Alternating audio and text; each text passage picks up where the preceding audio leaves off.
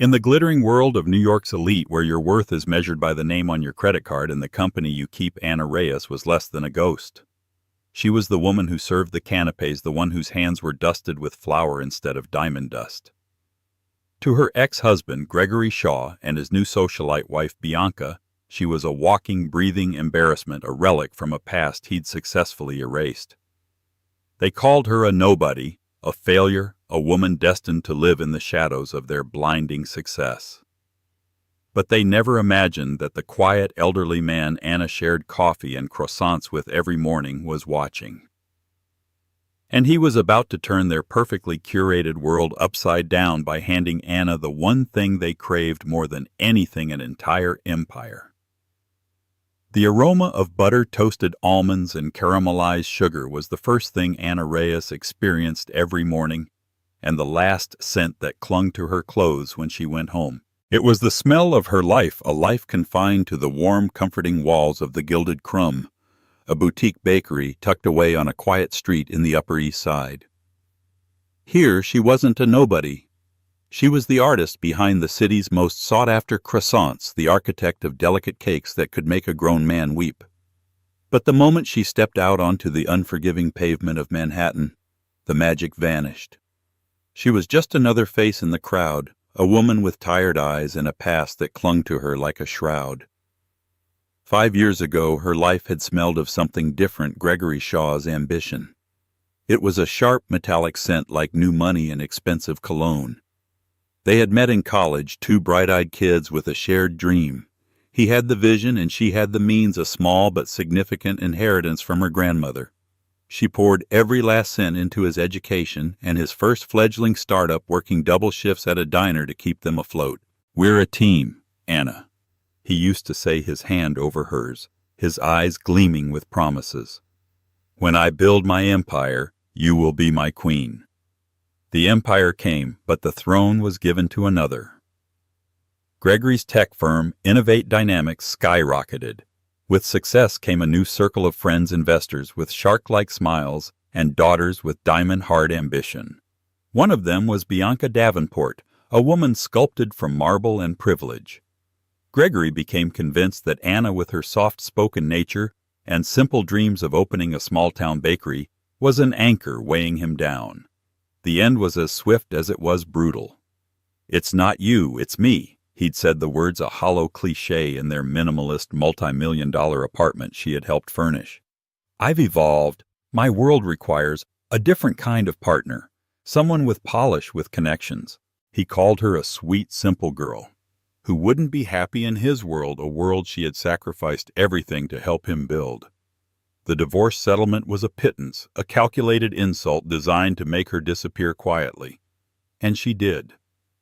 She took what little was left of her dignity and vanished into the anonymity of the city, finding solace in the one thing he could never take from her: her passion for baking. Now her world was small, but it was hers.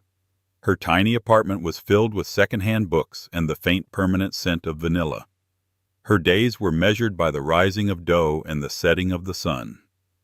The Gilded Crumb was her sanctuary, and in this sanctuary she had found an unlikely friend.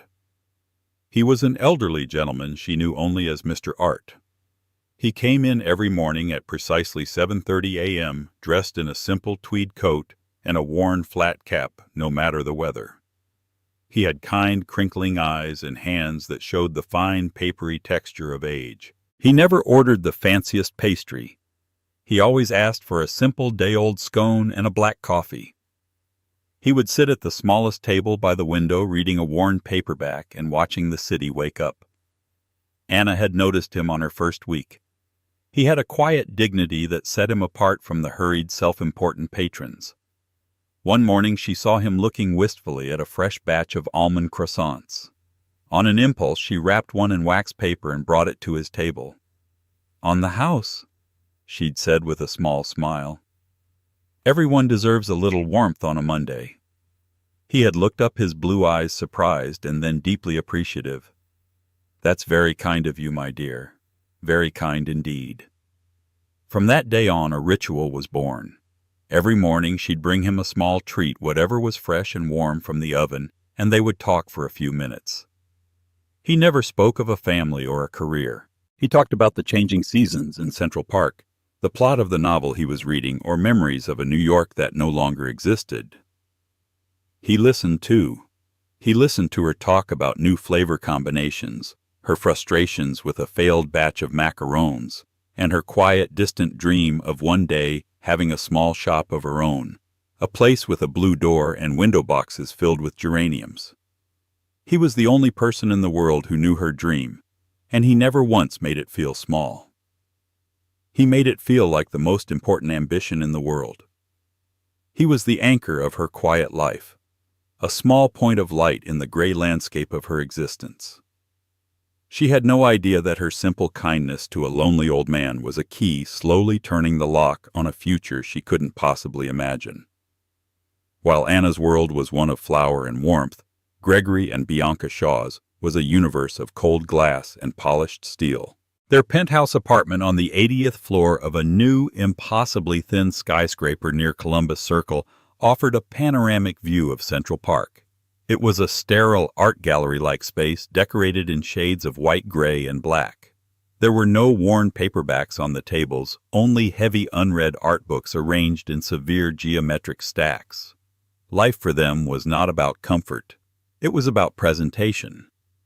Gregory had become the man he always wanted to be.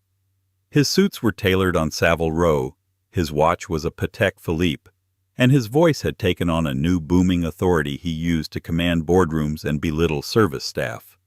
He had successfully erased every trace of the struggling young man Anna had known.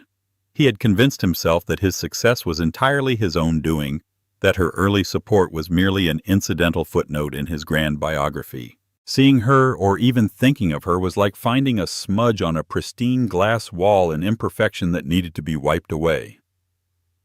Bianca, his wife, was the perfect accessory for his new life. Her days were a meticulously scheduled series of Pilates classes, charity luncheons where little charity was discussed, and fittings with exclusive designers. She managed their social calendar with the precision of a military general, her primary objective being to conquer the final frontier of New York society, the old money establishment. They had new money and plenty of it, but it was a currency that still felt cheap and shiny compared to the burnished inherited wealth of the city's true power brokers. Their ultimate target was the reclusive titan, Arthur Pendleton. Pendleton was a legend, the founder of the sprawling multinational conglomerate Pendleton Global. His empire spanned everything from shipping and real estate to technology and pharmaceuticals. To land a meeting, let alone a partnership with Pendleton Global, was to be anointed. Gregory's company Innovate Dynamics had a new AI logistics system that would be a perfect fit for Pendleton's shipping division. Securing that contract wouldn't just make them richer, it would make them legitimate. It would be the final resounding proof that Gregory Shaw had truly arrived. The problem was Arthur Pendleton was a ghost. He hadn't been seen in public for nearly a decade. All business was conducted through his iron-willed board and his formidable right-hand man, Walter Jennings. Gaining their attention was nearly impossible. One crisp autumn afternoon, Gregory and Bianca were being chauffeured down Madison Avenue after a particularly self-congratulatory lunch. Their black Bentley purred to a stop at a traffic light, and Bianca, adjusting her sunglasses, glanced out the window. Her perfectly glossed lips curled into a sneer. "My God, Greg, look," she said, her voice dripping with disdain. Gregory followed her gaze. There on the corner, waiting to cross the street, was Anna. She was wearing a simple cloth coat and carrying a canvas tote bag that looked heavy with groceries. A dusting of flour was visible on her cheek, a stark contrast to the grime of the city. She looked tired, ordinary, and completely out of place amidst the high-fashion boutiques surrounding her. For a moment, Gregory felt a strange, unwelcome pang, a ghost of a memory of a time when that same dusting of flour had been endearing. He remembered her laughing in their tiny first apartment, her hands covered in dough trying to perfect her grandmother's bread recipe. He crushed the memory instantly. It was a weakness. "Don't look at her," he muttered, turning his head away. "She'll see us." "As if we'd want to be seen with that," Bianca scoffed loud enough for the driver to hear. It's pathetic. While we're closing multi-million-dollar deals, she's probably haggling over the price of yeast. You certainly traded up, darling. Gregory forced a smirk. There was never a competition, my love. The light changed and the Bentley glided forward, leaving Anna behind on the curb, oblivious to the fact she'd been seen and judged by the two people who had stolen her life. She was just a woman on her way home, thinking about what to make for dinner. To them, she was a symbol of everything they'd clawed their way up from. They saw her as a failure, a permanent resident of the world they had escaped. It never occurred to either of them that from her vantage point looking up at the sky, she was closer to the stars than they were in their glass tower. The friendship between Anna and Mr. Art deepened with the passing weeks. It became the most consistent and comforting part of her routine. He was more than a customer. He was a confidant. Their conversations were never grand or dramatic. They were a quiet patchwork of small observations and shared moments. "The wind has a bite to it today," he would say, rubbing his hands together. "Smells like snow is on its way." "I think you're right," Anna would reply, sliding a warm scone onto a plate for him. "It's the perfect weather for a spiced apple cake. I'm trying a new recipe with cardamom." He would listen intently as she described the delicate process, the precise balance of spices, the exact temperature of the oven. He asked questions that showed he was truly hearing her. "Does the cardamom overwhelm the apple? Is it better to use honey or brown sugar as the sweetener?" He treated her craft with a seriousness and respect that no one, not even Gregory in the beginning, ever had. One dreary Tuesday, Anna was feeling particularly low. A large catering order had been canceled at the last minute, and her boss, while understanding, had been stressed about the loss of revenue. It was a stark reminder of how precarious her financial situation was. She felt a familiar wave of anxiety wash over her, the fear of not having enough, of being one misstep away from disaster. When Mr. Art came in, he seemed to sense her mood immediately. "A gray cloud seems to have followed you in today, my dear," he said gently. Anna forced a smile, but it didn't reach her eyes. "Just one of those days, Mr. Art. You know how it is." He didn't press, but he didn't leave either. He just sat at his usual table sipping his coffee.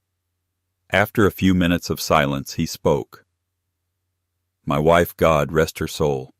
She was a painter," he said, his voice soft with memory. There were days she would stand in front of a canvas for hours, unable to make a single stroke. She called them the silent days.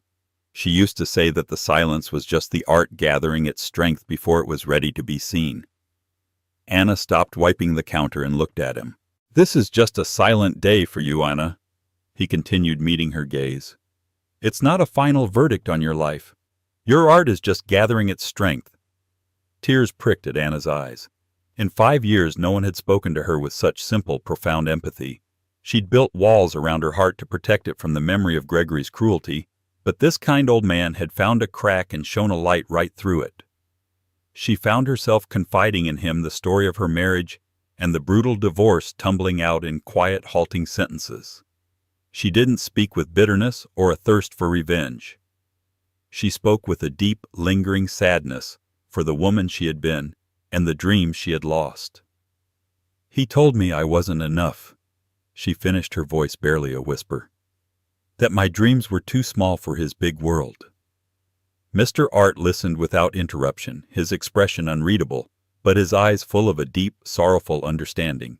When she was done, he reached across the table and patted her hand. His touch was warm and steady. "A person who can create something beautiful from simple flour and sugar," he said, his voice firm.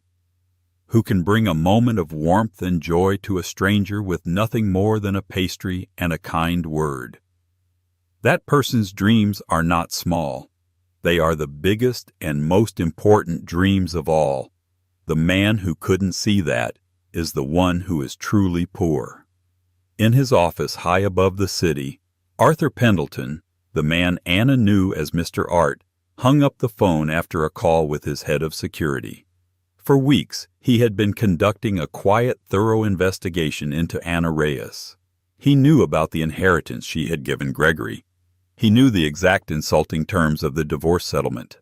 He had a detailed dossier on Gregory and Bianca Shaw, their profligate spending, their desperate social climbing, and their ruthless business practices. He had started visiting the bakery on a whim, tired of the sycophants and yes-men who surrounded him. He'd wanted to find a place where he was just a man, not a name on a building. He had found that place, and in it he had found Anna. He had been testing her subtly with his questions and his presence. He wanted to see if her kindness was genuine, or if, like so many others, she would eventually reveal an angle, a hidden motive. But there was no angle. Her kindness was as pure and unpretentious as the scones she baked. She had offered him friendship with no expectation of anything in return. He had witnessed her grace under pressure, her resilience, and the quiet dignity with which she carried her private sorrows. His late wife had always said, "Character is what you are in the dark." Anna lived her life in the shadows cast by others, and her character was luminous. He looked at the thick file on his desk. The Pendleton Foundation Gala. The most exclusive and talked-about charity event of the year was in 2 weeks.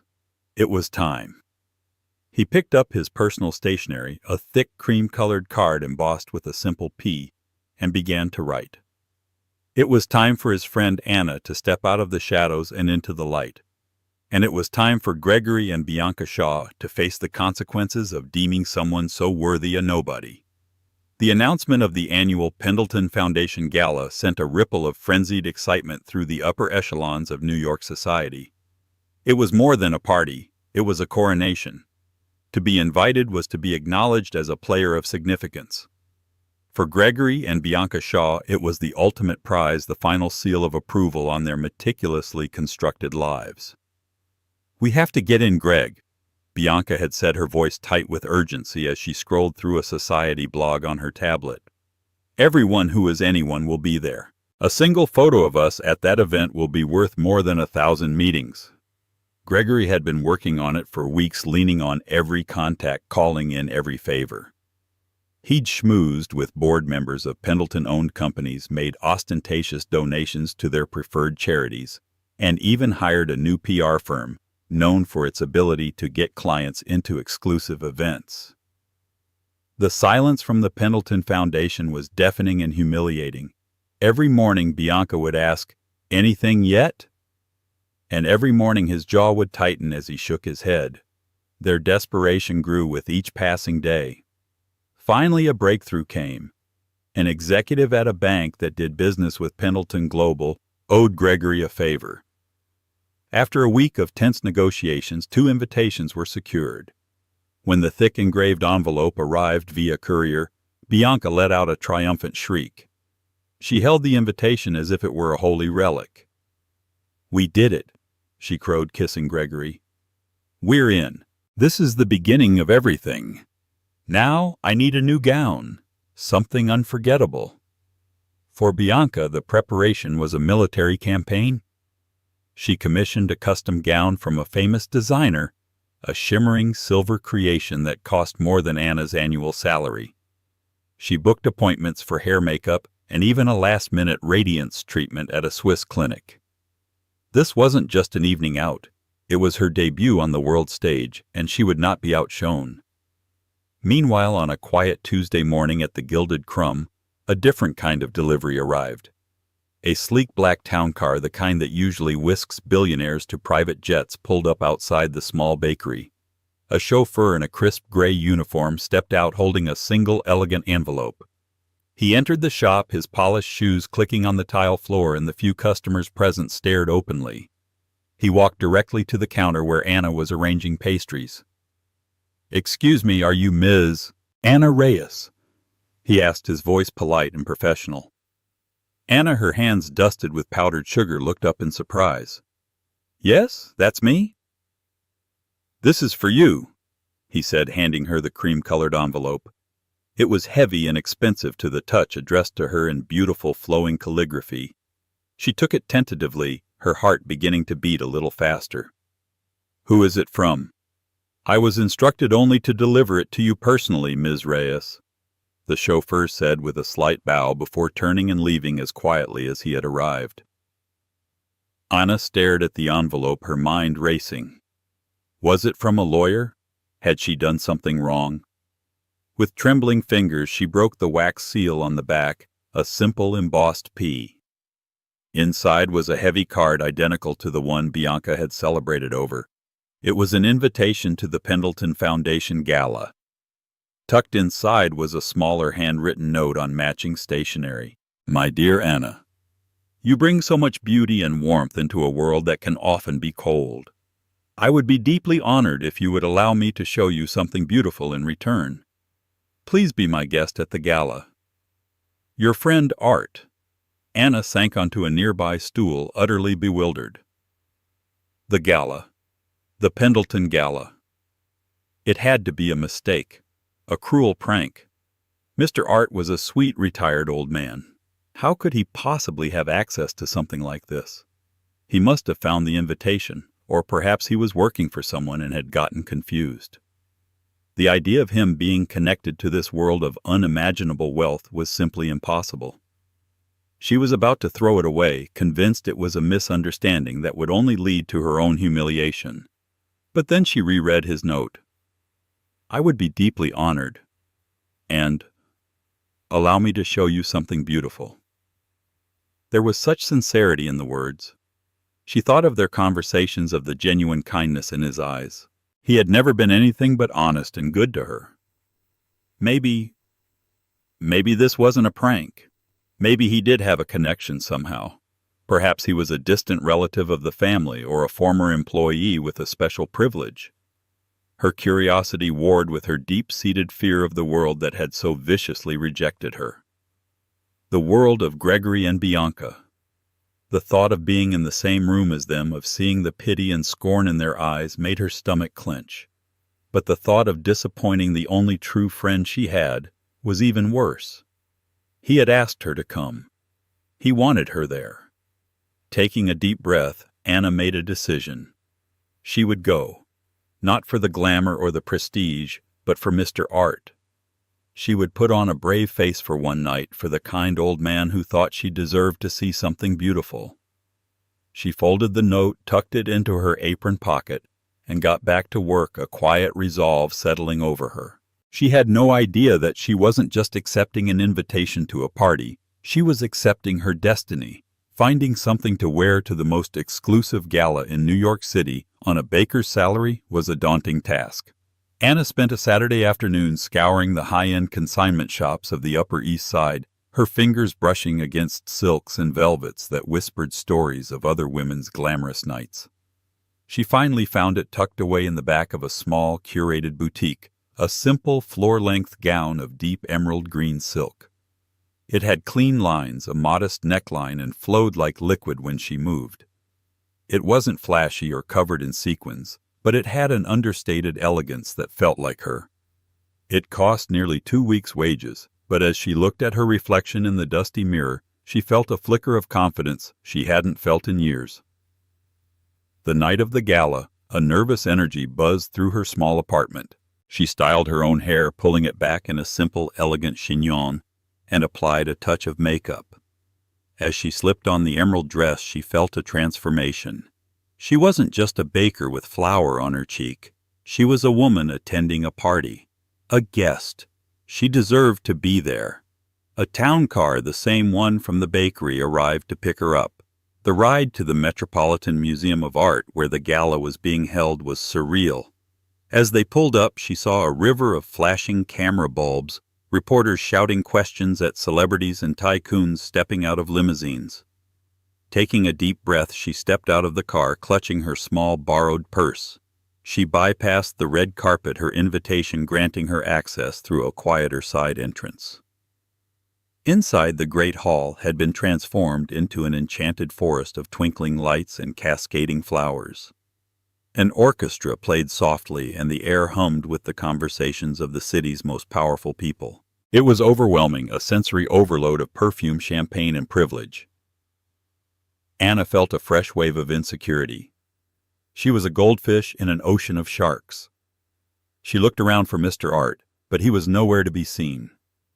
Feeling lost, she accepted a glass of champagne from a passing waiter and found a quiet corner behind a large marble pillar, content to simply observe. And then she saw them. Gregory and Bianca were holding court near the center of the room. Gregory looked handsome and smug in a perfectly tailored tuxedo. Bianca was a vision in her silver gown which seemed to catch and refract every light in the room, making her the center of a human solar system. They were laughing, shaking hands, the absolute picture of a power couple. And then Bianca's eyes swept the room and locked onto Anna. Bianca's smile froze, replaced by a look of sheer, unadulterated disbelief, which quickly curdled into fury. She leaned in and whispered something to Gregory. He followed her gaze, and his face went through a similar transformation, confusion, then irritation, then cold anger. They excused themselves from their conversation and began to walk directly toward her. Anna's blood ran cold. She wanted to disappear, to melt into the marble pillar behind her. There was nowhere to run. "Well, well, well," Bianca hissed as they approached, her voice a low, venomous purr. "I should have known they'd be scraping the bottom of the barrel for kitchen staff. Are you lost, dear? The service entrance is in the back." Anna's face flushed with heat. "I'm not. I'm a guest," she managed to say, her voice trembling slightly. Gregory let out a short, humorless laugh. "A guest, Anna, don't be ridiculous. Who would invite you? Did you steal an invitation? You need to leave before you embarrass yourself further." "And what on earth are you wearing?" Bianca added, her eyes raking over Anna's simple dress with contempt. "Did you get that at a thrift store? It's so drab." The cruelty was so casual, so effortless. They were speaking to her as if she were an insect they'd found on their shoe. "I was invited," Anna said, her voice a little stronger now, a spark of defiance igniting within her. "My friend invited me." "Your friend?" Bianca laughed, a shrill, unpleasant sound. "What friend do you have that could possibly get into this party, the mailman?" She took a step closer, her champagne flute tilting precariously in her hand. "You know this is exactly why Gregory left you. You have no class. You don't belong here." With a flick of her wrist, she accidentally sloshed the contents of her glass down the front of Anna's emerald dress. The cold, sticky liquid soaked through the silk. A collective gasp came from the small group of onlookers who had started to watch the drama unfold. Humiliation washed over Anna, hot and complete. The tears she had held back for so long threatened to spill over. This was a mistake. A horrible, terrible mistake. She turned to flee, to escape their world once and for all. "Is there a problem here?" The voice was calm, deep, and carried an unmistakable authority. A tall, impeccably dressed man in his late 60s with silver hair and a stern expression stepped forward. He moved with a quiet confidence that made everyone, including Gregory and Bianca, take a step back. He ignored them completely and addressed only Anna. His eyes softened as he saw the stain on her dress and the tears welling in her eyes. "Ms. Reyes," he said, his voice now gentle, "Mr. Pendleton was getting worried about you. Allow me." He swiftly removed his own suit jacket, a beautiful cashmere piece, and draped it over Anna's shoulders, covering the stain. He then offered her his arm. "Let's get you away from this unpleasantness." Anna, stunned into silence, could only nod and take his arm. The man was Walter Jennings, Arthur Pendleton's legendary chief of staff, a man more powerful and inaccessible than most CEOs in the room. As he led her away, Gregory and Bianca stood frozen, their mouths slightly agape. They had no idea who the man was, but they knew he was important, and he knew Anna's name. A seed of confusion and unease began to sprout in the barren ground of their arrogance. They dismissed it as a fluke, a misunderstanding. But as they watched Anna walk away, draped in a jacket that cost more than their car, they couldn't shake the feeling that the ground beneath their feet had just begun to tremble. Walter Jennings led Anna through a discreet door at the side of the grand hall into a quiet private sitting room. The noise of the gala faded to a distant murmur. He offered her a comfortable armchair and a glass of water, treating her with the deference one might show to royalty. "I am so terribly sorry for that scene, Ms. Reyes," he said, his expression one of sincere regret. "Mr. Pendleton saw what was happening and sent me immediately. Some people mistake cruelty for strength. Anna, still shaken, clutched the cashmere jacket around her. Thank you. I don't understand. Mr. Pendleton, you mean my friend Art? A small, knowing smile touched Walter's lips. He prefers Art when he's off duty, so to speak. He will explain everything himself. He is scheduled to give a speech shortly. He insisted you have a front row seat away from the crowd. Before Anna could ask another question, Walter led her back out through another door, this one opening into a roped-off area at the very front of the hall near the stage. She sat in a plush velvet chair, partially hidden from the main floor by a large floral arrangement. From here she had a perfect view of the podium. The reality of the situation was beginning to dawn on her, but it was so fantastic, so impossible that her mind couldn't fully grasp it. Mr. Art was Arthur Pendleton. The kind, humble old man from the bakery was one of the wealthiest and most powerful men in the world. Back on the main floor, Gregory and Bianca had recomposed themselves, dismissing the strange incident. They were focused on the main event, the keynote address by the Foundation's chairman. They secured a prime standing position, eager to see the reclusive billionaire whose favor they so desperately craved. The lights dimmed and a hush fell over the crowd. A woman walked to the podium. Ladies and gentlemen, she announced, her voice resonating through the hall. For the first time in over a decade, please join me in welcoming the founder and chairman of Pendleton Global, Mr. Arthur Pendleton. A wave of excited murmurs and applause rippled through the room. Every phone was raised ready to capture a photo of the mythical figure. Gregory and Bianca craned their necks, their hearts pounding with anticipation.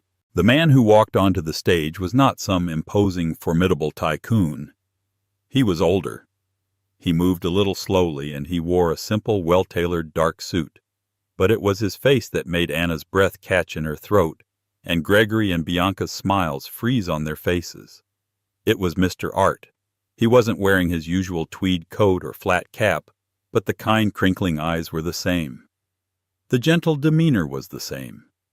He stood at the podium looking out at the sea of faces, the wealthiest and most influential people on the planet, with the same calm poise he had when sitting at his little table at the Gilded Crumb. A stunned silence fell over the hall. For Gregory and Bianca, the world tilted on its axis. The old man. The nobody Anna was friends with. The man they had likely walked past a dozen times without a second glance. That man was Arthur Pendleton. The blood drained from their faces as a horrifying realization began to dawn. Arthur began his speech. His voice was not the booming baritone of a corporate titan, but it was clear, steady, and commanded absolute attention. "Good evening," he began. "Thank you all for your generous support of the Foundation. For many years I have run my businesses from behind the scenes. I let others be the face of the company while I focused on the balance sheets. But as a man gets older, he begins to think more about a different kind of balance sheet. One that weighs profit against principal ambition, against integrity, legacy, against wealth." He paused, his eyes scanning the crowd. "I have spent the last year searching, not for a new company to acquire or a new market to conquer. I've been searching for a successor, someone to whom I can entrust the future of the empire I have built. I wasn't looking for the most ruthless negotiator or the most brilliant financial mind. I was looking for something far rarer. I was looking for character." His gaze drifted to the side of the stage, to the spot where Anna sat hidden. A warm, genuine smile lit up his face. "I found that character in the most unexpected of places," he continued. "I found it in a person who was offered no power, no status, and no reward. I found it in a person who showed unwavering kindness and friendship to a lonely old man asking for nothing in return. I found it in a person who was called a nobody by those who believe that a person's worth is measured by their bank account." At the mention of the word nobody, Gregory and Bianca exchanged a look of pure terror. It couldn't be. This was a nightmare. "It is my profound honor," Arthur Pendleton declared, his voice ringing with conviction, "to introduce you to the future of Pendleton Global, the new CEO and the inheritor of my entire controlling interest in the company." He turned and extended a hand toward the side of the stage. "Please join me in welcoming Ms. Anna Reyes." For a moment, Anna was frozen in her chair, her heart hammering against her ribs. Walter Jennings gave her a gentle, encouraging nod. As if in a dream, she stood up and walked toward the stage. As she emerged from behind the floral arrangement, 1,000 camera flashes went off at once, turning the room into a galaxy of blinking stars. The crowd gasped as one. They saw a woman in a simple emerald green dress, a borrowed cashmere jacket draped over her shoulders, her face pale, but her expression resolute. And on the main floor, Gregory and Bianca Shaw watched as the woman they had mocked, humiliated, and discarded ascended to a height they could never hope to reach. They were no longer looking at Anna the baker. They were looking at the most powerful woman in the room. The moment Anna stepped into the spotlight on stage, the world that Gregory and Bianca Shaw had so painstakingly built shattered into a million irreparable pieces. The collective gasp of the audience was followed by a cacophony of frantic whispering, the sound of 1,000 realities being rewritten at once. Gregory stood as if turned to stone, his face a mask of ashen disbelief. Bianca's perfectly made-up face had gone slack with shock, her mind unable to process the impossible scene unfolding before her. On stage, Arthur, Mr. Art, took Anna's hand, his grip warm and reassuring. He turned back to the microphone, his other arm resting protectively on Anna's shoulder. "Let me tell you about my friend Anna," he said, his voice silencing the room once more. "For the past 6 months I have started my day at a bakery called the Gilded Crumb. Not as Arthur Pendleton, but as Art, a retired man with time on his hands. Every single morning, Anna has greeted me with a smile and a warmth that has nothing to do with the ovens. She shared her craft with me, giving me the best of what she made without ever knowing I could afford to buy the entire building." He looked directly out into the crowd, and his gentle demeanor hardened slightly. "I also saw another side of the world from that little bakery window. I saw how people of true character are often overlooked, and how those with hollow hearts and inflated egos can be cruel and dismissive. Anna told me her story, one of a dream she helped build only to be cast aside when it became a reality. She never spoke with malice, only with a quiet strength that I have rarely encountered in the boardrooms of my own company." He squeezed Anna's hand. "In our conversations, I didn't just learn about pastries. I learned about supply chains, cost management, employee morale, and customer loyalty. She possesses a brilliant, intuitive business mind tempered by an even more brilliant sense of humanity and ethics. She is the leader Pendleton Global needs for the future. A leader who will build, not just acquire. A leader who understands that our greatest asset is not our stock price, but our people." He then raised his hand to the audience. "And so effective immediately, I am officially retiring. I am transferring my entire voting stock and my position as chairman to Ms. Anna Reyes. She is no longer just the future of this company. The empire is now hers." The announcement landed like a thunderclap. The press, who had been held back, surged forward, their cameras flashing like lightning. The room erupted. This wasn't just a succession plan. It was a revolution. The fallout was instantaneous and devastating for the Shaws. Every person who had witnessed Bianca's vicious attack on Anna now understood the context of Arthur Pendleton's speech. The story of their cruelty was spreading through the gala faster than wildfire. Business associates who had been laughing with Gregory minutes before now averted their eyes, taking deliberate steps away from him as if he were radioactive. The executive who had secured their invitations looked at them with pure horror, already calculating how to distance himself from this PR catastrophe. Gregory, snapping out of his stupor, made a desperate move. He started pushing through the crowd toward the stage, his face a mess of panic and desperation. "Anna!" he called out, his voice hoarse. "Anna, wait! We need to talk!" He never made it. 2 discreet but unmovable security guards materialized in front of him, blocking his path. "Sir, I'm going to have to ask you to remain where you are," one said, his voice polite but ironclad. Bianca, meanwhile, was having her own meltdown. The women she had been trying so desperately to impress were now looking at her with a mixture of pity and disgust. Her silver dress, once a symbol of her triumph, now felt like a cheap costume. Her social ambition hadn't just stalled, it had been publicly executed. She turned and fled, pushing blindly through the crowd, her face streaked with ruined mascara. On stage, amidst the whirlwind, Anna felt a strange sense of calm descend upon her. Arthur and Walter flanked her, a protective wall against the chaos. She looked out and saw for the first time not a terrifying sea of judgment, but a room full of possibility. The empire was hers. The thought was staggering, terrifying, and yet liberating. All the smallness she had been made to feel, all the insults and the dismissals, they all evaporated in the heat of this single brilliant moment. Her worth had never been determined by Gregory Shaw or anyone else. It had been there all along, waiting quietly like dough rising in the dark, ready for its moment in the light. The days following the Pendleton Gala were a blur for Anna. She was swept from the quiet anonymity of the bakery into a world of board meetings, press conferences, and financial briefings. The penthouse office at the top of the Pendleton Tower, with its panoramic views of the city she had once felt so small in, was now her own.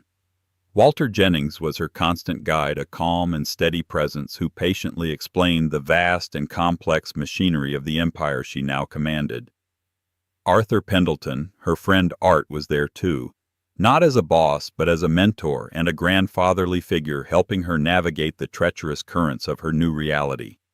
Her story was on the cover of every major newspaper and business journal, the baker who inherited a billion-dollar empire. The media was fascinated by her, but Anna, with Arthur's guidance, controlled the narrative.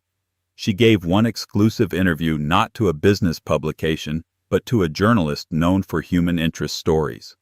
She didn't talk about stock prices or 5-year plans. She talked about the importance of kindness, the dignity of hard work, and the belief that everyone deserves a chance to build their own dream. The fate of Gregory and Bianca Shaw was swift and brutal. The video of Bianca spilling champagne on Anna, filmed by a guest on their phone, went viral. In the court of public opinion, they were convicted of arrogance and cruelty. Innovate Dynamics' stock plummeted as investors and partners, including the bank executive who had gotten them the gala ticket, scrambled to sever ties with the disgraced CEO. Gregory was forced to resign by his own board. They lost everything: the company, the penthouse, their social standing. They became the very thing they had accused Anna of being nobodies. The last Anna heard, they had sold their assets to cover their debts and moved to a small, unremarkable town, their gilded cage replaced by a prison of their own making. Anna never reveled in their downfall. Her focus was on the future. Her first major act as CEO of Pendleton Global was not a corporate acquisition, but a personal one. She walked back into the Gilded Crumb not as an employee, but as its new owner. She sat down with her former boss, a woman who had always treated her with respect, and made her a full partner in a new venture, the Gilded Crumb Artisans. Funded by the Pendleton Foundation, it was an initiative to identify and fund talented local bakers and chefs, giving them the capital and business support to open their own shops with blue doors and geraniums in the window boxes if they wished. Her second act was to establish the Pendleton Second Chance Foundation, a multi-million-dollar fund dedicated to providing educational grants and startup capital for women who, like her, had been forced to start over in life after a divorce or setback. Months later, Anna stood by the window of her office looking down at the city. It was the same view Gregory had once coveted, but she saw it differently. She didn't see a kingdom to be conquered. She saw a community of millions of individual stories, each one with its own quiet triumphs and struggles. Walter entered the office holding a tablet. "Ms. Reyes, the preliminary reports on the Artisans Initiative are in. We've funded 5 new bakeries. They're all exceeding their first quarter projections." Anna turned a genuine smile on her face. "That's wonderful news, Walter. Please call me Anna." "Anna?" He said, a respectful smile touching his own lips. She was no longer Anna the baker, nor was she Anna the scorned ex-wife. She was Anna Reyes, the CEO of Pendleton Global. But the title didn't define her. She had been given an empire built on steel and finance, and she was rebuilding it on a foundation of something far stronger: kindness, integrity, and the simple, profound belief that no one is ever truly a nobody. The sweet scent of success she had discovered smelled a lot like freshly baked bread. And so Anna's story comes to a close. It's a powerful reminder that the world often gets it wrong. It mistakes quietness for weakness, simplicity for a lack of ambition, and kindness for foolishness. Gregory and Bianca lived in a world that judged people by the labels on their clothes and the balance in their bank accounts. They called Anna a nobody because she didn't fit into their narrow, gilded frame. But they failed to see what truly matters: the content of one's character. Anna's empire wasn't just handed to her. It was earned. It was earned with every early morning, every perfectly baked croissant, and every moment of empathy she offered to a lonely old man. Her story is a testament to the fact that karmic justice sometimes isn't a fairy tale, it's a receipt for a life well lived. True wealth isn't what you own, it's what you give.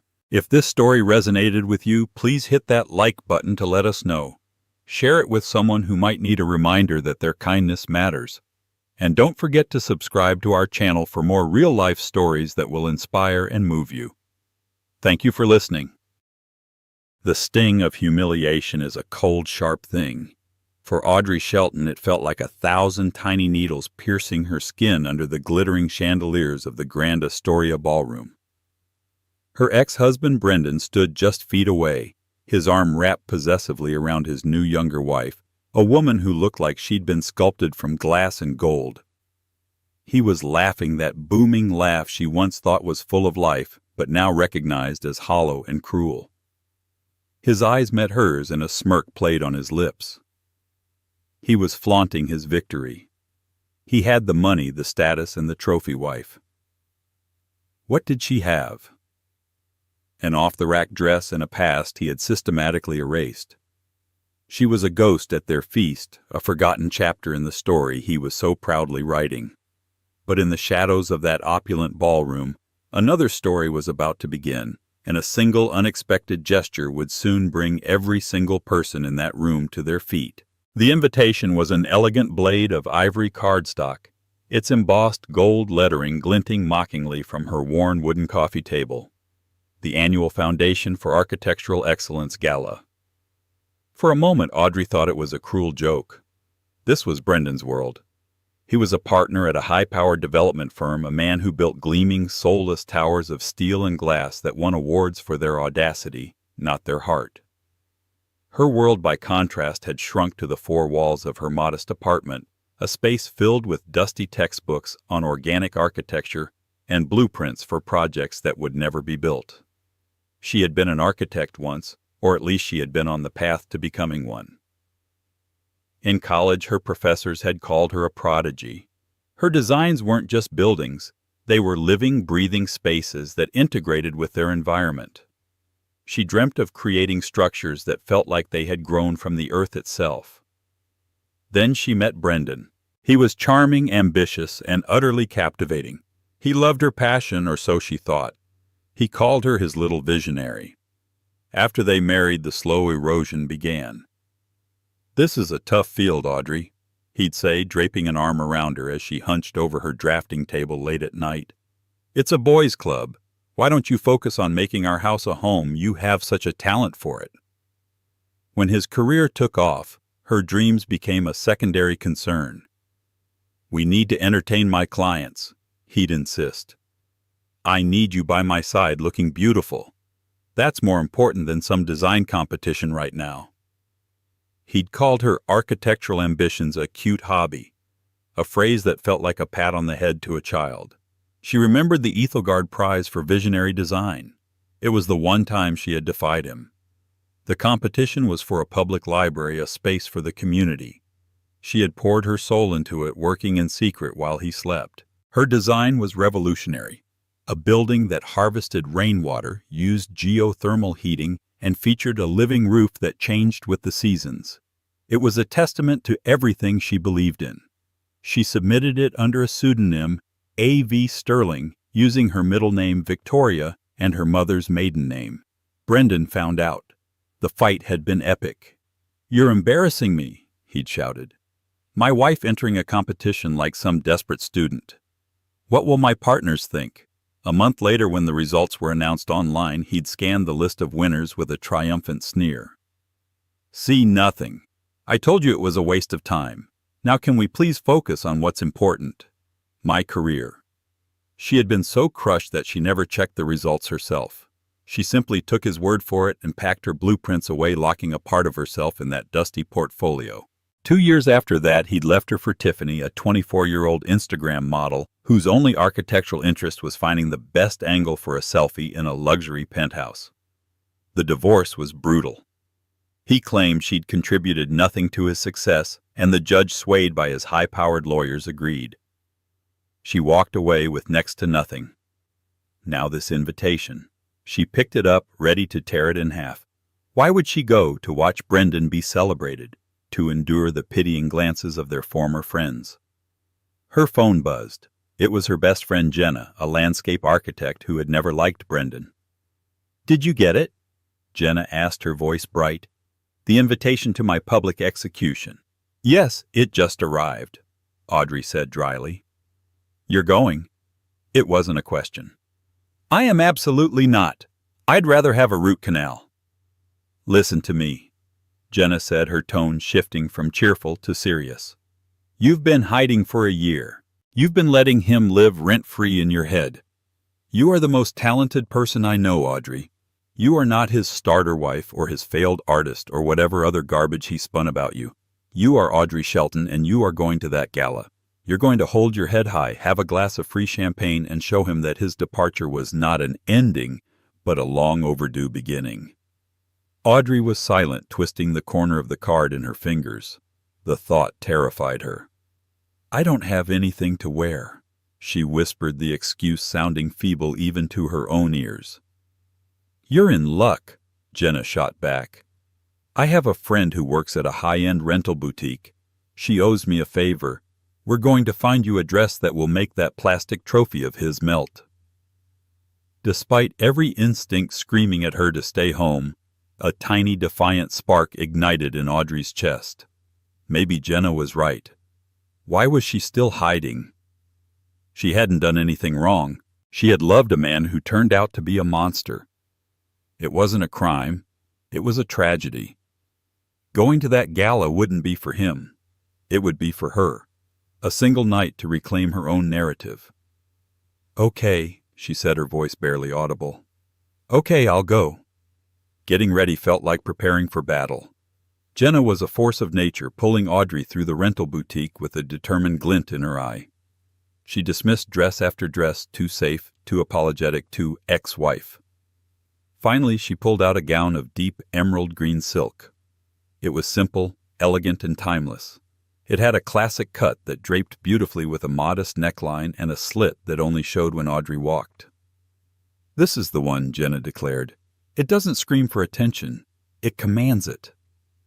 When Audrey put it on, she barely recognized the woman in the mirror. For the past year, she had seen herself in shades of gray. Dressed in this vibrant color, with her auburn hair swept into a soft chignon and wearing the simple pearl earrings that had been her grandmother's, she looked powerful. The dress wasn't armor. It was a revelation. It was a reminder of the woman she had been before Brendan had chiseled her down into a shape that suited him. The night of the gala, her stomach was a knot of anxiety. She took a taxi to the Grand Astoria, a landmark of old-world luxury that Brendan's firm was probably already petitioning to tear down and replace with a skyscraper. The entrance was a blinding flurry of camera flashes and flowing gowns. Celebrities, socialites, and the titans of the industry swept up the grand marble staircase. Audrey paid her taxi driver and took a deep breath, clutching her small borrowed purse. She felt like an imposter crashing a royal wedding. As she walked up the steps, keeping to the edge of the red carpet, she saw him. Brendan was preening for the cameras, his arm around Tiffany, who was wearing a dress that seemed to be made of strategically placed diamonds and not much else. It was shockingly expensive and left nothing to the imagination. Brendan beamed, whispering in her ear, making her giggle. They were the king and queen of the ball. Audrey slipped past the press line, her heart hammering against her ribs. She gave her name at the door and was handed a program. Her hands were trembling. Inside the ballroom was breathtaking. A sea of elegantly dressed people mingled under chandeliers that dripped with crystals like frozen waterfalls. A string quartet played softly in the corner. The air buzzed with power money and ambition. She made a beeline for the bar at the far end of the room, hoping to find a quiet corner where she could observe without being observed. She ordered a glass of champagne, the bubbles doing little to calm her nerves. From her vantage point, she had a clear view of the room, and there they were holding court in the center of it all. Brendan looking impossibly handsome in his custom-tailored tuxedo, and Tiffany dazzling and animated, touching his arm possessively. People flocked to them, laughing at Brendan's jokes, complimenting Tiffany's dress. Audrey took a sip of her champagne, the cold liquid a stark contrast to the burning in her chest. This was a mistake, a colossal mistake. She shouldn't have come. She was a relic from a past life, a ghost haunting the edges of Brendan's new shiny existence. Every laugh from his circle felt like a jab.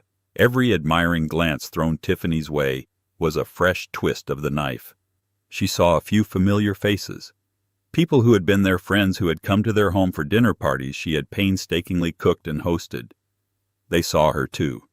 She could see the flicker of recognition followed by a quick, awkward glance away. They had chosen their side. She was about to drain her glass and make a quiet escape when a voice she had hoped never to hear again cut through the noise. "Well, well, look what the cat dragged in." She froze, her back rigid. She didn't have to turn to know who it was. The smug, condescending tone was unmistakable. Slowly she turned to face him. Brendan stood before her, Tiffany clinging to his arm, her blue eyes scanning Audrey with a look of bored disdain. "Brendan." Audrey said, her voice steadier than she felt. "Tiffany, I have to admit I'm surprised to see you here," Brendan said, a cruel smirk playing on his lips. "I didn't think this was really your scene anymore." He gestured vaguely at her, his gaze sweeping over her dress with mock appreciation. "You clean up nicely, though. For a moment there I almost didn't recognize you." The insult, wrapped in a flimsy compliment, landed exactly as he intended. He was reminding her of her new lower station in life, of the days she spent in jeans and old sweaters, too heartbroken to care about her appearance. Tiffany let out a delicate, tinkling laugh. "Oh, Brendan, be nice," she cooed, though her eyes were anything but. She looked Audrey up and down again. "That's a lovely color on you. Vintage, isn't it?" The word vintage was pronounced as if it meant second-hand and pathetic. Audrey's grip on her champagne flute tightened. "It's classic," she replied, her voice level. A few of Brendan's colleagues and their wives had drifted over, drawn by the scent of drama. They formed a semicircle, their faces a mixture of pity and morbid curiosity. The stage was set. Audrey was always the quiet, artistic type, Brendan explained to the small audience, placing a patronizing hand on her shoulder for a brief moment before letting it drop. "This is my brilliant Audrey, my starter wife." The term hung in the air, ugly and sharp. A few people gasped quietly. It was a brutal public dismissal of their 10 years together, reducing her to a practice round before the main event. Audrey felt the blood drain from her face. She could feel the eyes of everyone around them, their pity burning her skin. "She used to dabble in drawing," Tiffany added, chiming in perfectly. "Little sketches of buildings and things. It was so quaint. Brendan showed me some of them. He keeps them in a box in the attic, I think, like old children's drawings." That was the deepest cut of all. Her work her soul poured onto paper, dismissed as childish scribbles and relegated to a box in the attic of the house she had designed and decorated, the house he now shared with this woman. "I'm an architect," Audrey said, the words feeling foreign in her mouth. She hadn't said them with any conviction in years. Brendan chuckled, a deep, dismissive sound. "She was a student, a very promising one, of course," he said to the group, as if Audrey wasn't even there. "But life happens. The real world is a bit more demanding than a university classroom. It takes a certain killer instinct. Not everyone has it. He was painting a picture of her as a fragile, delicate thing who couldn't handle the pressures of the real world, a dreamer he had to leave behind to achieve his own greatness. He was rewriting their history in real time, and she was being cast as the tragic, failed supporting character. She wanted to run. She wanted to throw her drink in his smug face. She wanted to scream at all of them for standing there watching her humiliation as if it were a spectator sport. But she did none of those things. She simply stood there frozen as her past was being publicly executed. The string quartet seemed to swell its cheerful music, a mocking soundtrack to her despair. She felt utterly, completely alone. Her plan to hold her head high was a laughable failure. All she had done was walk willingly into her own ambush. She opened her mouth to say something, anything, but no words came out. She just gave a tight, sad nod and turned to leave her dignity in tatters. She would not give them the satisfaction of seeing her cry, not here. But as she turned, a sudden profound hush fell over the garrulous ballroom. It wasn't a gradual quieting, it was an abrupt cessation of sound, as if a switch had been flipped. The music stopped mid-note. The chatter died. Every head in the vast gilded room turned in unison toward the grand entrance. Audrey, caught in the sudden silence, turned to her own escape, forgotten for a moment. What could possibly command the attention of a room so saturated with ego? Framed in the grand archway of the ballroom was a man who seemed to carry his own center of gravity. He was older, perhaps in his late 60s, with a mane of silver hair swept back from a sharp, intelligent face. He wore a simple, impeccably tailored black suit, no frills, no flashy watch, just an aura of immense, unshakable authority. Audrey didn't know who he was, but it was clear that everyone else did. Whispers erupted like wildfire through the silent room. "It's him." "I don't believe it. He never comes to these things." "That's Arthur Beaumont." The name registered even with Audrey. Arthur Beaumont was more than a billionaire. He was a legend, a titan of industry who had built his empire not on ruthless takeovers but on visionary innovation and ethical development. He didn't just construct buildings. He created landmarks that honored their environment and the people who used them.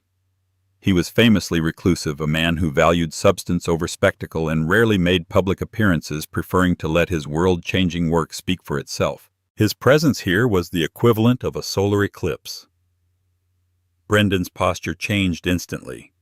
His shoulders straightened, his smug grin replaced by a look of intense, avaricious focus. This was the holy grail of networking. A single handshake with Arthur Beaumont could secure a career for life. "Beaumont," Brendan muttered almost to himself. He smoothed down his tie completely, forgetting about Audrey. "Tiffany, darling, stay close. This is our chance." Mr. Beaumont began to move into the room, flanked by two discreet security guards. He walked with a quiet, deliberate confidence, his piercing gray eyes scanning the crowd, not with arrogance but with a palpable sense of purpose. He wasn't here to mingle. He was looking for something, or someone. The most powerful people in the room, CEOs and development moguls who were used to being the center of attention, began to subtly reposition themselves, trying to place themselves in his path. It was a slow-motion dance of sycophants. They were like iron filings being drawn to a powerful magnet. Brendan was no exception. Grabbing Tiffany's hand, he began to move through the crowd, his intention clear. He was going to intercept Arthur Beaumont. Audrey watched, a detached observer now. Her own humiliation seemed trivial in the face of this massive shift in the room's energy. Brendan managed to position himself perfectly just as Beaumont was passing the central fountain. "Mr. Beaumont, sir," Brendan began, his voice oozing a practiced, confident charm. "Brendan Walsh from Sterling Walsh Development. It's a true honor." He extended his hand. Beaumont paused, his sharp eyes flicking to Brendan's outstretched hand, then to his face. He gave a curt, almost imperceptible nod and shook the hand briefly, his grip firm and his expression unreadable. "Mr. Walsh," he said, his voice a low, gravelly baritone that commanded silence. "We're the firm behind the new Titan Tower downtown." Brendan pressed on, desperate to make an impression. "I'm sure you've seen the—" "I have." Beaumont cut him off, his tone flat, betraying no interest. His eyes were already moving again, continuing their methodical scan of the room, passing over the sea of eager, important faces. It was clear he was not interested in Brendan or his tower. The dismissal was subtle but absolute. Brendan's face fell, the confident smile faltering for a second before he replaced it with a strained one. He had been weighed, measured, and found wanting in less than 10 seconds. Audrey felt a strange, detached sense of vindication. She watched as Beaumont's gaze swept past the mayor, past a famous actress, past the heads of the city's largest banks. His eyes were intelligent, discerning, and they held a look of profound, almost weary patience. He was a man searching for a needle in a haystack of mediocrity. And then his search stopped. His eyes from across the crowded, cavernous room locked directly onto hers. Audrey's breath caught in her throat. It had to be a mistake. He must be looking at someone behind her. She instinctively glanced over her shoulder, but there was only a large potted palm and a waiter carrying a tray of drinks. She looked back. His gaze hadn't moved. It was fixed on her with an unnerving intensity. The powerful, enigmatic Arthur Beaumont was looking right at her. And then, to the utter astonishment of every single person in the ballroom, he began to walk in her direction. Time seemed to slow down. As Arthur Beaumont moved, a path cleared before him. The throng of socialites and power brokers who had been so desperate for his attention moments before now parted like the Red Sea. They stared slack-jawed as this legendary figure strode past them, his focus unwavering. He wasn't just walking in her general direction. He was on a direct and unmistakable trajectory toward Audrey. Brendan and Tiffany stood frozen, their own failed attempt to capture his attention still stinging. They watched with baffled indignation. Why was he walking toward her, the pathetic ex-wife in the simple green dress? It didn't make any sense. It was a glitch in the social matrix of the evening. Audrey's mind raced. Did she know him? Had they met somewhere?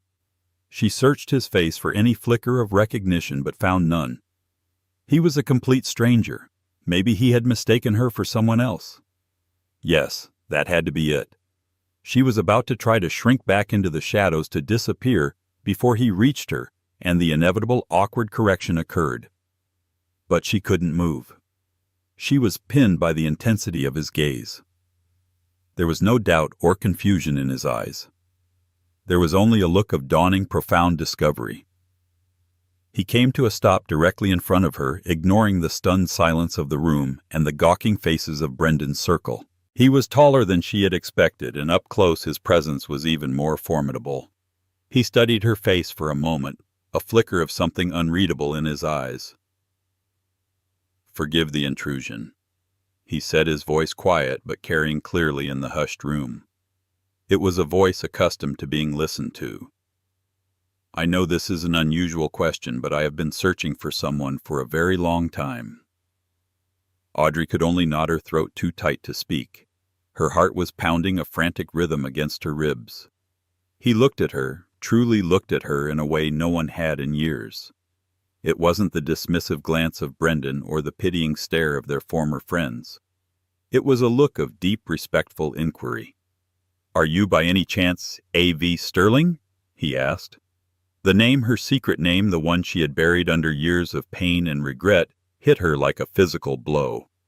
A.V. Sterling, the ghost of the architect she was supposed to be.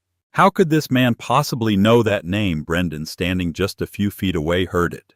His head whipped around, his eyes wide with disbelief. A.V. Sterling. He knew that name.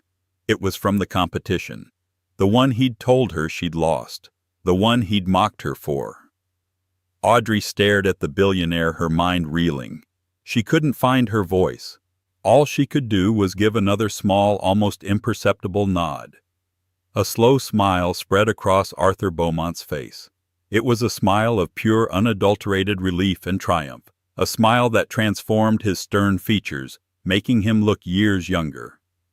"I knew it," he breathed, his voice filled with a genuine, heartfelt awe that silenced the few remaining whispers in the room. "I knew I would find you eventually." He held out his hand, not for a handshake, but palm up, an invitation. Hesitantly, Audrey placed her trembling hand in his. His grip was warm and firm, a steady anchor in the dizzying swirl of her emotions. And then in front of the entire glittering assembly of New York's elite, in front of her arrogant ex-husband and his vapid new wife, the legendary Arthur Beaumont, did something no one could have ever predicted. With a grace that belied his age and power, Arthur Beaumont brought Audrey's hand to his lips. He didn't just peck it, he bowed his head in a gesture of profound, almost reverent respect, and placed a gentle, deliberate kiss on her knuckles. "It is the greatest honor of my career to finally meet you, Ms. Sterling," he said, his voice resonating with sincerity. He straightened up, but he did not release her hand. "Your work is not just architecture. It is poetry cast in stone and light." For a full second, the room remained utterly silent, suspended in a state of collective shock.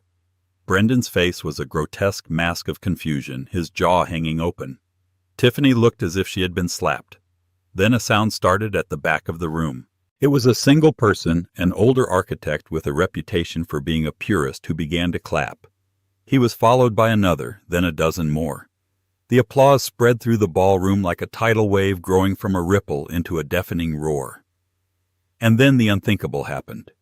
That same old architect, as if compelled by an unspoken command, rose from his seat.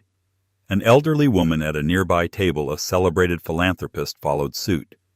In a slow, cascading wave, every single person in that ballroom who was seated got to their feet. Those who were standing like Brendan and his circle were suddenly the lowest people in the room. Everyone stood. They weren't just applauding, they were giving a standing ovation. To her. To Audrey. The sound was thunderous, washing over her, shaking her to her core. It was a validation so total, so public, and so overwhelming that she felt tears welling in her eyes. "The Ethelgard Prize," Beaumont explained, his voice low and meant only for her, though everyone was straining to hear. "I was the head judge that year. Your submission for the community library. It was anonymous, of course, but it was a masterpiece. A perfect fusion of humanism and environmental design. It won unanimously. We tried to contact the winner, but the entry was submitted through a P.O. box that was closed shortly after. The creator never came forward." He looked at her with genuine bewilderment and admiration. "We have been searching for A.V. Sterling for 5 years. Why did you hide? Why did you never claim your prize?" The question hung in the air. Audrey's gaze flickered for a fraction of a second to Brendan.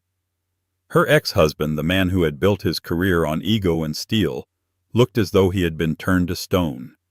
His face was pale, his eyes wide with a dawning, sickening horror. He was replaying that moment in his mind, the moment he had scanned the list of winners online. But he hadn't been looking for winners. He'd only been looking for her name on the list of runners-up, the losers. He had never even considered the possibility that she could have won. He hadn't just lied to her. He had been so blinded by his own arrogance that he had missed the truth entirely. He had told her she'd lost, and in doing so, he had stolen her triumph, her career, her very identity. Audrey turned her attention back to Mr. Beaumont, the roar of the crowd finally beginning to subside. She found her voice, and when she spoke it was clear and strong, with no trace of the timid woman who had entered the gala an hour before. "I was told that I didn't win," she said simply. Arthur Beaumont's perceptive eyes followed her brief glance toward Brendan. He understood instantly. A look of cold, quiet fury passed over his features. He gave Brendan a look of such withering contempt that it seemed to physically shrink him. Then he turned back to Audrey, his expression softening once more. "Well," he said, gently squeezing her hand, "a great injustice has been done, an injustice I intend to personally correct, starting tonight." Ignoring Brendan and the stunned crowd completely, Arthur Beaumont offered Audrey his arm.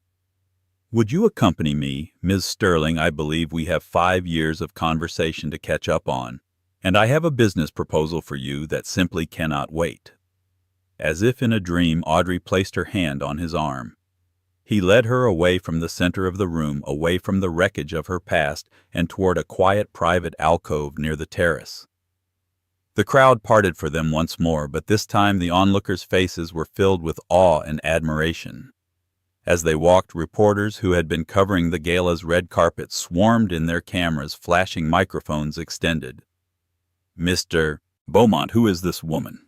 Is this the mysterious A.V. Sterling? What project are you discussing?" Beaumont's security team materialized, forming a polite but impassable barrier. "Mr. Beaumont will be releasing a statement in the morning," one of them said calmly. "For now, please respect his privacy." Audrey caught a final glimpse of Brendan over her shoulder. He was standing alone, Tiffany having taken a subconscious step away from him, as if he were suddenly radioactive. His face was ashen. He wasn't just embarrassed. He was ruined. In a world built on reputation and perception, he had just been publicly exposed not just as a cruel husband, but as a fool of monumental proportions. He had thrown away a diamond, and the entire world had just watched another man pick it up. The friends who had been fawning over him minutes earlier were now avoiding his gaze, whispering amongst themselves. His social currency had evaporated in an instant. Once they reached the quiet alcove, Beaumont gestured for Audrey to sit at a small, secluded table. A waiter appeared as if from nowhere, placing 2 glasses of sparkling water before them. "First things first," Beaumont said, his tone all business, though his eyes were kind. "The prize for the Ethelgard. It was $250,000. It's been held in a trust for you for the past 5 years, accumulating interest. It's now worth well over $300,000. My legal team will arrange the transfer tomorrow." Audrey stared at him, speechless. That was life-changing money. It was freedom. It was a new start. "But that's the least of it," he continued, leaning forward, his voice filled with passion. "Audrey, may I call you Audrey? Your design for that library was more than just a winning entry. It was a philosophy. It was the future. For years, my foundation has been looking for a flagship project, a centerpiece for our new philanthropic campus, focused on literacy and sustainable community development. I want to build your library, full scale, exactly as you designed it, with an unlimited budget." Tears streamed down Audrey's face now, but they were not tears of sadness or humiliation. They were tears of overwhelming cathartic release. Every dream she had been forced to bury, every ounce of talent she had been told was worthless, was now being resurrected in the most spectacular way imaginable. "There's more," he said, his expression serious. "I didn't just build a company, Audrey. I built a team of the best minds in the world. But we have a void. We have brilliant engineers and financiers, but we lack a soul, a guiding architectural vision. I am formally offering you the position of Chief Creative Officer of Beaumont Enterprises. You would have oversight on all our global projects, a blank check to form your own design division, and the freedom to pursue the kind of work you were born to do." He wasn't offering her a job. He was offering her a kingdom. The world he had just invited her into was not Brendan's world of flashy towers and shallow victories. It was a world where her ideas, her vision, and her heart would be the most valuable assets. She looked across the ballroom now, a distant, glittering landscape. Brendan and Tiffany were nowhere to be seen. They had fled their own party in disgrace. Her past had not just been faced, it had been vanquished. The days that followed were a whirlwind. The story of the gala was everywhere. "The lost genius billionaire Arthur Beaumont finds mystery architect A.V. Sterling" was the headline on the cover of every major architectural journal and society magazine. Her name, both of them, was on the lips of everyone in the industry. Her photo, a candid shot of her looking radiant as she spoke with Beaumont, was splashed across the internet. Brendan tried to call. The first voicemail was left the morning after the gala. He sounded frantic, desperate. "Audrey, honey, it's me. I am so sorry. I made a mistake. A terrible mistake. I never looked at the winners list. I just assumed. We need to talk. This is incredible news for us." The us was laughable. She deleted the message without a second thought. The second voicemail came a day later. His tone had shifted to indignation. "Are you seriously not going to call me back? After everything I did for you, I supported you for years. I pushed you to be better. You wouldn't have even had the confidence to enter that competition without me. I'm entitled to a part of this, Audrey. My lawyers will be in touch." She deleted that one too and then blocked his number. He was a ghost now, a pathetic echo she no longer had to listen to. Her life, meanwhile, had transformed. Beaumont had sent a car to pick her up on Monday morning, a sleek, quiet electric vehicle that glided through the city traffic. It took her not to a stuffy office, but to a beautifully designed penthouse suite at a hotel he owned, which he had converted into a temporary design studio for her. It was filled with state-of-the-art equipment, every book she had ever wanted to own, and a stunning view of the city skyline. "Your new headquarters," Beaumont had said with a smile when he met her there, "until your permanent office, which you will of course design yourself, is ready." For the first time in years, Audrey felt the pure, unadulterated joy of creation. She worked tirelessly, not because she had to, but because she wanted to. The ideas that had been dormant for so long came flooding back.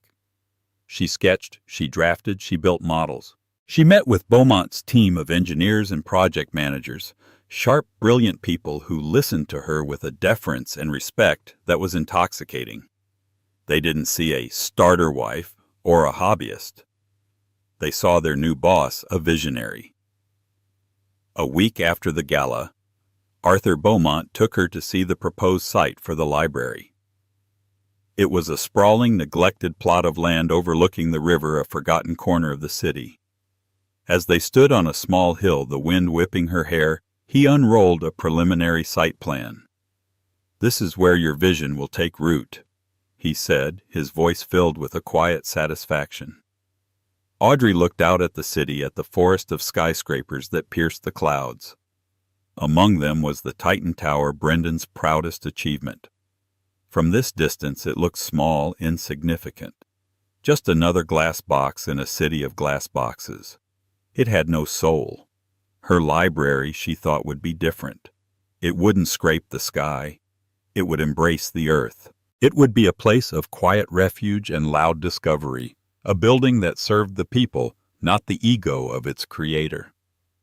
Beaumont was watching her, his expression warm. "Brendan Walsh built things," he said, as if reading her mind. "You, Audrey, create them. There is a profound difference." In that moment, Audrey finally understood. The humiliation she had felt at the gala wasn't the end of her story. It was the pressure that had finally cracked open the shell she had been hiding in. Brendan hadn't erased her past. He had merely been an obstacle in her path. A path that had against all odds led her right here. Standing on the foundation of her future blueprints for a new life clutched firmly in her hand, she was no longer A.V. Sterling, the hidden genius, or Audrey Shelton, the broken ex-wife. She was simply Audrey. And she was finally gloriously home. 6 months passed, and the seasons turned. Autumn's chill gave way to the quiet blanket of winter, which in turn yielded to the vibrant promise of spring. For Audrey, it was a season of unprecedented growth. She was no longer just Audrey Shelton, the woman scorned, or A.V. Sterling, the name whispered in awe. She was Audrey Sterling, Chief Creative Officer of Beaumont Enterprises, a name she had legally reclaimed, blending her past and her future into a single powerful identity. The site overlooking the river was no longer a neglected patch of earth. It was a hive of meticulous activity, cleared and graded in preparation for the birth of a landmark.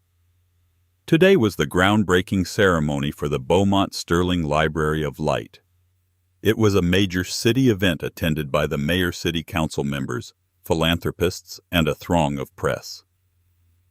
Audrey stood at a podium, the gentle spring breeze tugging at the lapels of her sharp, elegant navy blue pantsuit. She looked out at the sea of faces, her confidence a quiet, steady flame.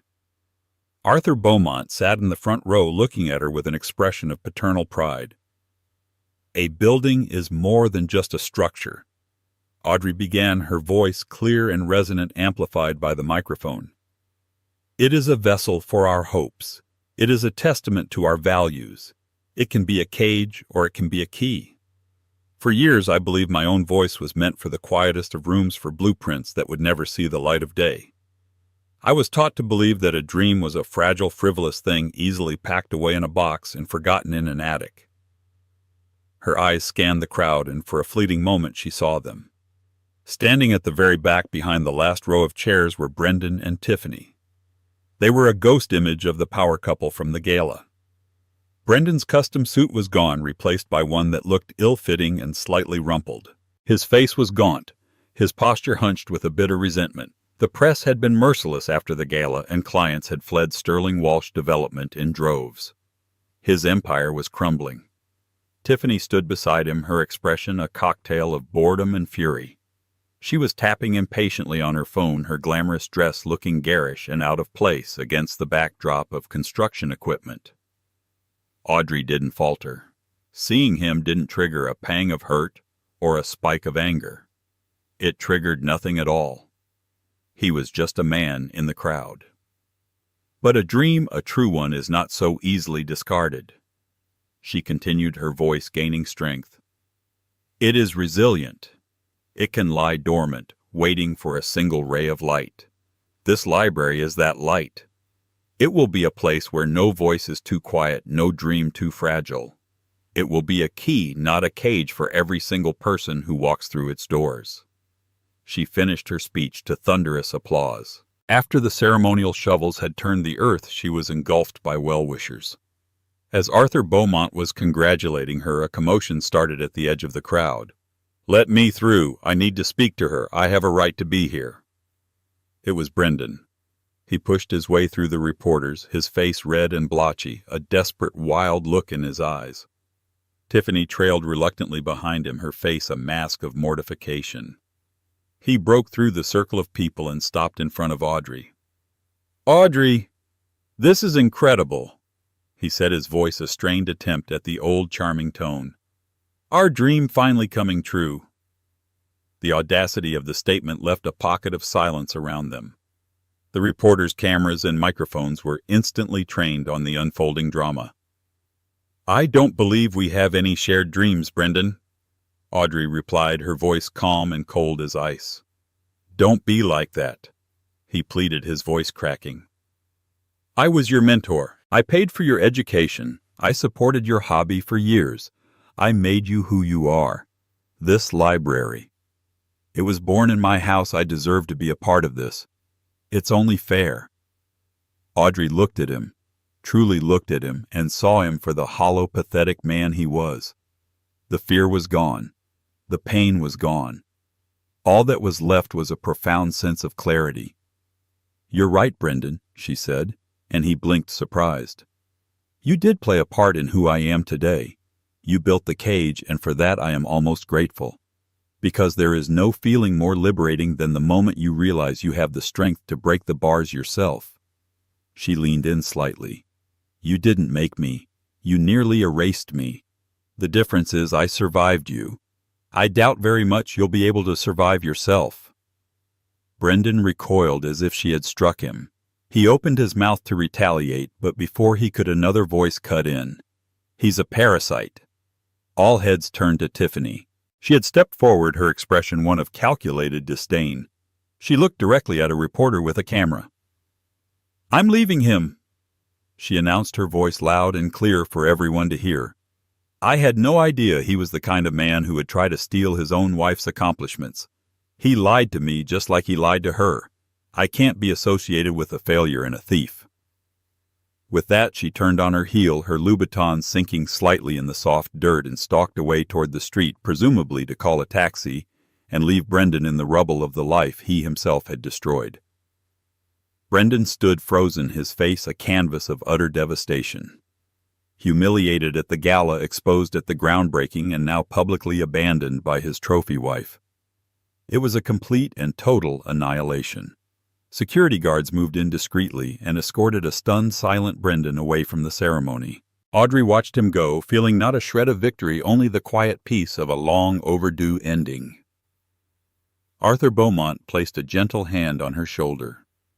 "Some people build towers of glass," he said softly, "and some people, Audrey, build legacies of light. Let's go check on yours." She turned away from the ghost of her past and looked toward the future, the churned earth, the waiting machinery, and the empty space where her dream, stronger and more resilient than ever, would finally rise. 2 years later, the Beaumont Sterling Library of Light was no longer a blueprint or a construction site. It was a reality, a living poem of glass, wood, and stone nestled by the river. It didn't dominate the skyline like Brendan's aggressive towers. It conversed with it. The building rose in gentle sweeping curves, its living roof a lush tapestry of native grasses and wildflowers that changed with the seasons. Sunlight streamed through vast, strategically placed windows, illuminating the warm wood of the interior and creating shifting patterns of light and shadow on the thousands of books lining the shelves. It was exactly as Audrey had dreamed it, but infinitely more real. Audrey walked through the main atrium, the scent of fresh wood and old paper filling the air. Her heels clicked softly on the polished concrete floors. She was no longer the hesitant woman in a borrowed dress. Today she wore a tailored, cream-colored suit, her auburn hair cut in a chic professional style. Her presence filled the space with a quiet authority that was born not of ego, but of deep, earned confidence. Her days were filled with meetings, design reviews for Beaumont projects across the globe, and mentoring young architects she had brought onto her team. She was not just building structures, she was building a new culture at the company, one founded on vision, collaboration, and integrity. Her relationship with Arthur Beaumont had evolved into a partnership of profound respect and deep affection. He was her mentor, her champion, and her closest friend.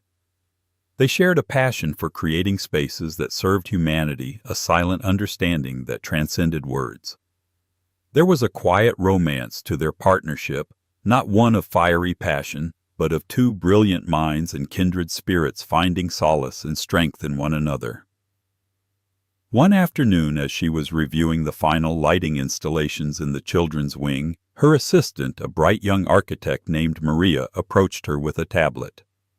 "Audrey, I'm sorry to interrupt," Maria said hesitantly, "but I thought you might want to see this. It's trending on a few financial news sites." On the screen was an article with a grainy, unflattering picture of Brendan Walsh. The headline read, "Disgraced Developer. Brendan Walsh files for Chapter 7 bankruptcy. Sterling Walsh assets to be liquidated." The article detailed the complete collapse of his firm, citing a catastrophic loss of investor confidence and a string of failed projects. It mentioned his acrimonious and very public divorce from Tiffany and a series of lawsuits from former clients. At the end of the article, a single bleak sentence stood out.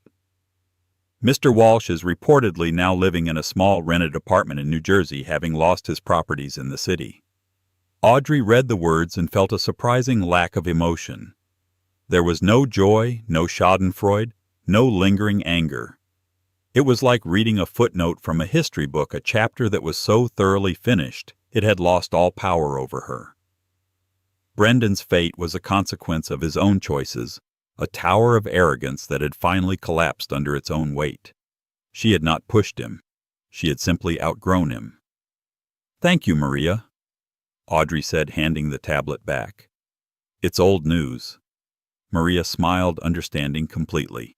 The evening before the library's grand opening, Audrey stood with Arthur on the building's main terrace overlooking the glittering expanse of the city as dusk settled.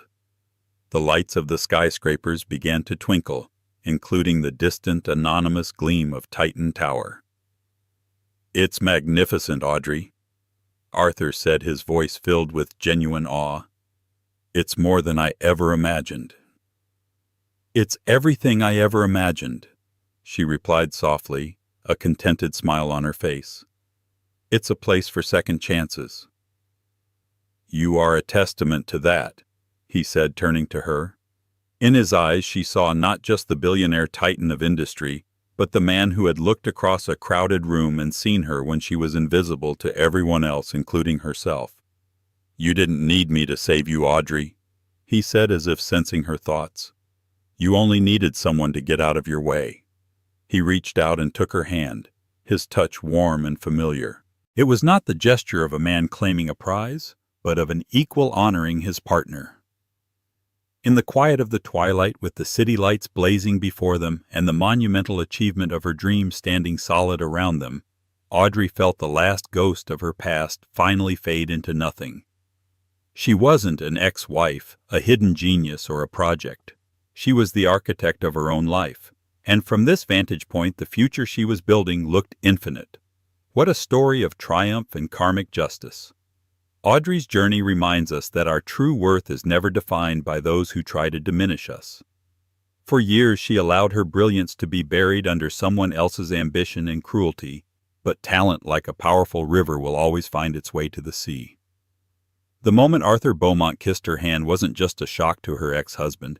It was a validation for anyone who has ever been made to feel small, overlooked, or forgotten. It proves that the world is full of people who can't see the value in front of them. But it is also full of those who spend their lives searching for true, authentic brilliance. Her victory wasn't just in her newfound fame and fortune, but in reclaiming the identity she had sacrificed for a love that was never real. She didn't need a billionaire to save her. She just needed someone to hold up a mirror and show her the powerful creator she had been all along. Thank you for listening to this incredible story. If you were moved by Audrey's journey, please give this video a thumbs up. Don't forget to share it with someone who might need a reminder of their own hidden strength. And for more stories of justice and empowerment, make sure you hit that subscribe button and turn on notifications. We'll see you in the next video.